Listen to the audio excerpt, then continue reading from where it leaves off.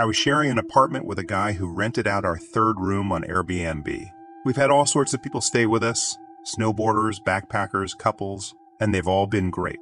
But then there was this one guy from Australia, and let me tell you, he was different. It was a typical winter evening in Norway, around 5 p.m., dark and cold outside. I got home from work, went straight to my room, and booted up my computer. I was settling in when, out of nowhere, the Airbnb guy appeared in my room. He just stood there staring at me with droopy eyes, his neck tilted, mouth agape. I turned and looked at him, a bit shocked for what felt like an eternity before asking, "Can I help you with something?" He seemed startled by my question, like he was snapped out of a trance. I heard voices," he mumbled. It was such a bizarre response that I didn't even know how to react. I just asked him to leave and reminded him to knock next time. But that wasn't the end of it. There was something deeply unsettling about him. It wasn't just the way he looked or acted. It was a gut feeling like something was fundamentally wrong. My roommate, who worked night shifts, had his own bizarre encounter with this guy. He came home around 6 a.m. one morning to find the Airbnb guest sitting completely naked on our living room sofa. Just sitting there, in the dark, not doing anything. My roommate was stunned and didn't know how to handle the situation. He just quietly retreated to his room and locked the door. After that incident, the atmosphere in the apartment grew tense.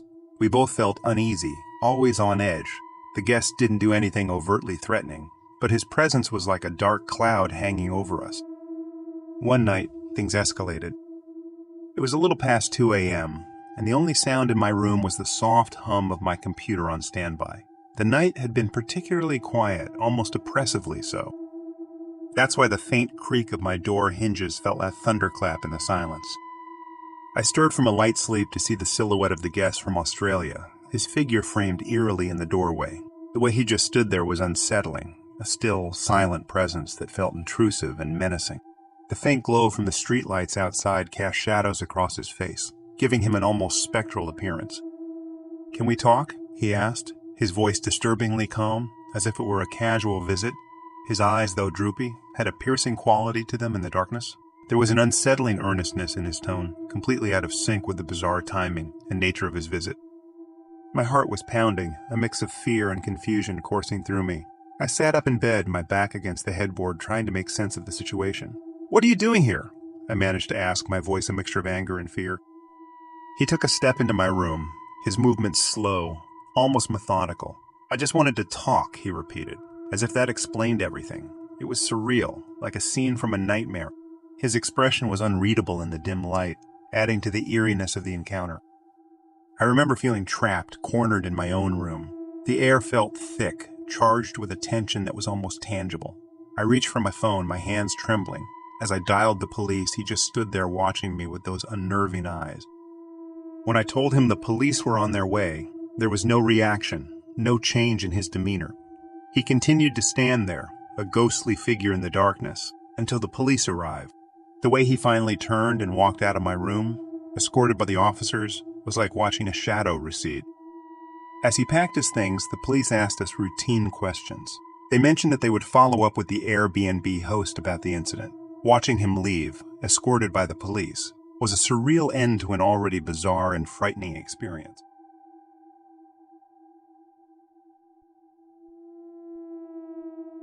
I booked this Airbnb for a short stay, a shared space, but with my own private room and a small living area.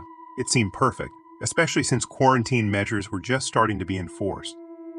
I planned to hunker down, stay isolated, and ride out the pandemic in relative comfort. But things started going south pretty quickly. Not long after I settled in, I began experiencing shortness of breath and bouts of vertigo. At first I thought it might be stress or maybe even the early symptoms of the virus. But then things got weirder. I found drawings in my sketchbook, bizarre, intricate sketches that I had no memory of creating. The lines were frantic, almost manic, depicting strange, distorted figures and scenes. I couldn't shake the feeling that they were trying to tell me something, but I had no idea what. I kept to myself, not speaking to anyone else in the house for days. Paranoia started creeping in. I was convinced that someone was going to break into my room while I slept. Every creak and whisper of the house set me on edge. I double-checked the locks on my door every night, but it did little to ease my growing anxiety. Then, about a week into my stay, my mind took a dark turn. I became obsessed with the thought that I had already died that everything around me was a hallucination, my brain's way of coping with death. I was living in a nightmarish limbo, each day blending into the next, filled with fear and confusion. It wasn't until 2 weeks into my stay that a glimmer of clarity came. I stumbled upon a Reddit post about carbon monoxide poisoning. The symptoms matched mine: the dizziness, the shortness of breath, the hallucinations. It was a light bulb moment, but one filled with dread. I immediately called the gas company. They discovered a natural gas leak in my room, a silent killer that had been slowly poisoning me. The realization that I had been inches away from death shook me to my core. The aftermath was a blur. It took weeks to get the host and Airbnb to acknowledge what had happened and compensate me for the ordeal. But more than the financial aspect, it was the psychological impact that lingered. I had faced my mortality in the most unexpected way, in what was supposed to be a safe haven. Looking back, I realize how fragile life can be, how quickly things can go from normal to life-threatening. I'm sharing my story as a warning to others. Always be aware of your surroundings, and if you start feeling unexplained symptoms, don't hesitate to investigate.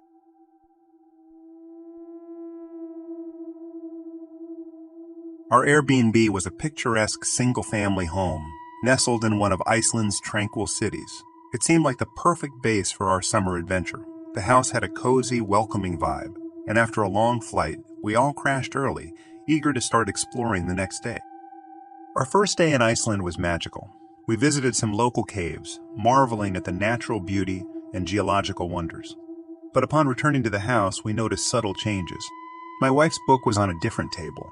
The kids' toys weren't where they'd left them, and my camera was facing a different direction. It was disconcerting, but we wondered if perhaps we were just forgetful after a tiring day. That night, the creaking sounds jolted me awake. They were slow and rhythmic, like someone trying to move quietly.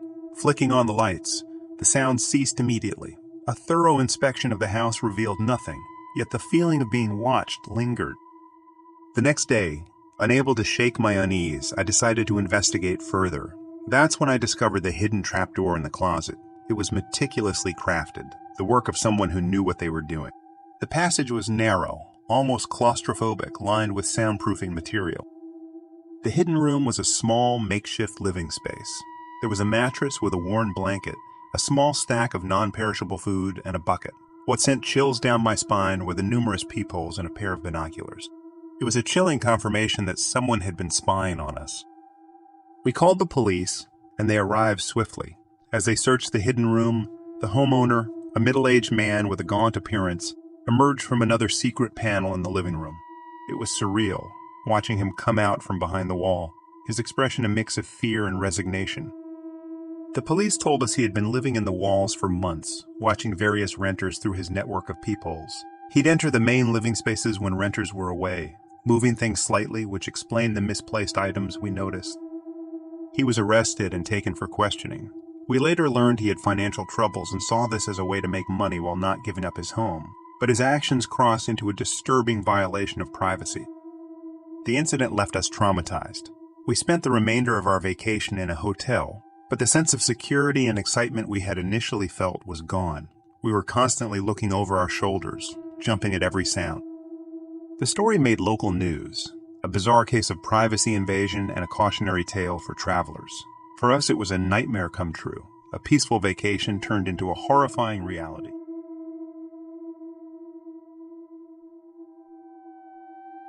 I want to share a story from my solo trip to Prague, a city known for its stunning architecture and rich history.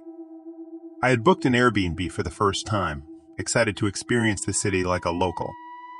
The apartment was beautiful, located in a charming part of town, everything I had hoped for. But things took a strange turn right from the start. As I arrived at the building, lugging my suitcase, an old Czech man suddenly appeared. He began yelling at me in Czech, his face twisted in anger. I tried to apologize, explaining in English that I didn't understand Czech, but he just kept shouting. Unnerved, I hurried up the stairs, my heart pounding. He followed me, but thankfully he headed up another flight. I waited, hidden in the stairwell, until he was out of sight before I quickly slipped into my apartment. I thought that was the end of it, but about 10 minutes later, the doorbell rang. My heart dropped. I peeked through the peephole and, to my horror, it was the same man. He stood there, staring intently at the door as if he knew I was watching.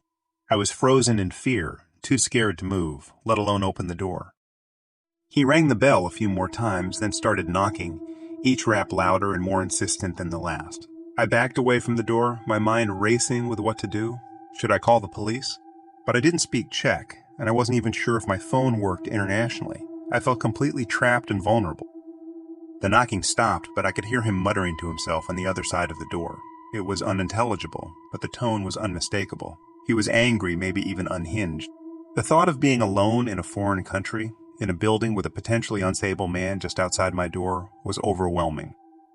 I spent the next hour in a state of high alert, listening for any sound that might indicate he was still there. Eventually, the building fell silent, but the sense of dread lingered. I double-checked the locks on the door and windows, but they offered little comfort. That night, I went to bed with a sense of unease, but the weariness soon took over, and I drifted into a restless sleep. It must have been around 2 a.m. when I was jolted awake by a thunderous banging on the door. My heart leapt to my throat. The memories of the previous encounter with the old man came flooding back, each knock amplifying my fear. Frozen in terror, I couldn't bring myself to move, let alone check the peephole. The banging continued, relentless and aggressive. It had to be him, I thought. Who else could it be at this hour with such a menacing presence? In a panic, I rushed to the bathroom, the only room in the apartment that could be locked from the inside. My hands were shaking as I dialed the local police, but communicating the urgency of my situation was a nightmare. The language barrier felt insurmountable. I struggled to convey my location, my voice cracking under the strain of fear and frustration. After what seemed like an eternity, I managed to stutter out the address. The dispatcher's tone changed. They understood the gravity of the situation. The banging continued, each thud echoing through the small apartment, a sinister reminder of my vulnerability. I crouched in the bathroom, holding my breath, listening for any sign of what was happening outside. Then, suddenly the banging stopped. There was shouting, the sound of a scuffle, and then silence. Moments later, there was a firm knock on the door, followed by voices speaking in Czech. I hesitated, but when I heard the word police, I mustered the courage to open the door. The police had arrived, and with them, a semblance of safety. They had apprehended the old man, who was now in handcuffs, looking disheveled and confused. His eyes met mine for a brief moment, and in them, I saw a mix of anger and bewilderment. The officers explained as best as they could that the man was known to them, suffering from a mental illness that often led to disoriented and aggressive behavior. They assured me that I was safe now, and that they would handle the situation.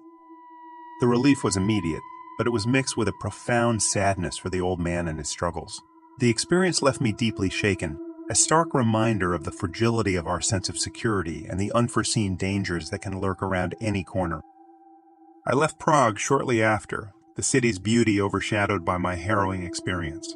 It was a trip that was supposed to be filled with adventure and discovery, but ended in a tale of fear and a confrontation with the unexpected.